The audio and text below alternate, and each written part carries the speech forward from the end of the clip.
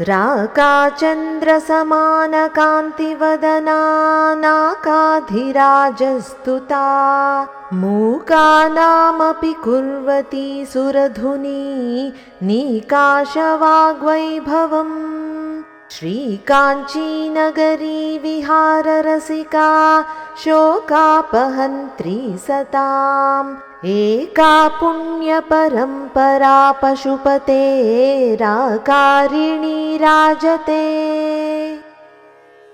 राकाचन्द्र समान कान्ति वदना नाका अधिराज स्तुता मूकानाम् अपि कुर्वती सुरधुनी नीकाश वाग्वैभवम्।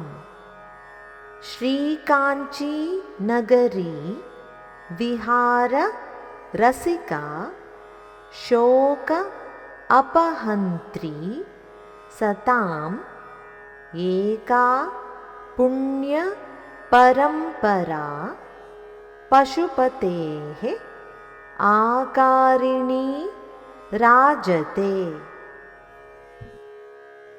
నిండు పున్నమి చంద్రుని వంటి ప్రకాశవంతమైన దివ్యకాంతి గల ముఖమండలంతో శోభిస్తున్న కామాక్షీదేవి దేవలోకపు రాజైన ఇంద్రునిచే నిరంతరం కీర్తింపబడుతున్నది.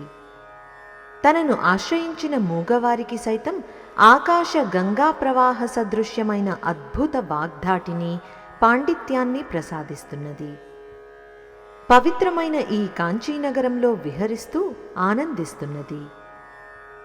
పుణ్యాత్ముల యొక్క శోకాలన్నిటినీ పోగొడుతున్నది.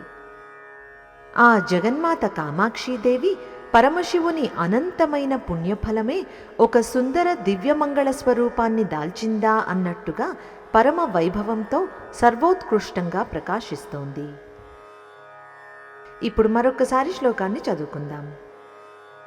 రాకాచంద్రసమానకాంతివదనా నాకాధిరాజస్తుతా మూకానామపి కుర్వతి సురధునీ నీకాశవాగ్వైభవम्.